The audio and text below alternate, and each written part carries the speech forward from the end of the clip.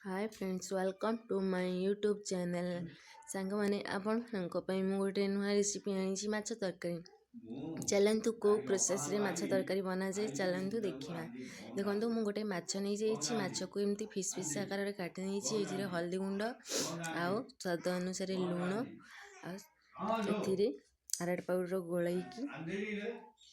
टिके आको गोलाई देवा गोलाई सारापर ए कड़ाई बसई देती कड़ाई रे तेल भी पकाई सारी माछ आड करदेवा माछ को आम छाणीदेवा गोटे गोटे की पकाई कड़ाई आम एपट सेपट करके उल्टे देवा उल्टे सारा कि सीझापी छाड़देवा माछ को तापर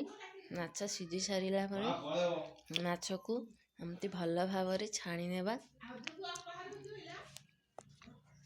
छाणी सारा सांग मैंने देखु आमर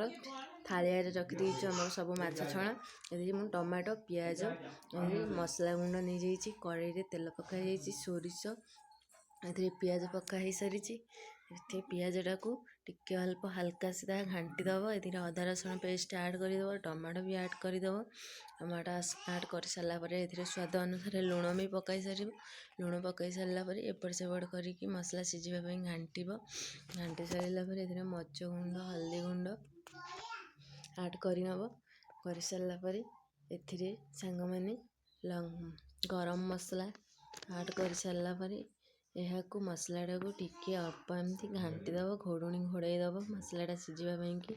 देखो सांग मैंने आम मसला सीझी जाइए पानी ऐड करिकी आम पानी भी फुटी सारी आम माछ ऐड करदेवा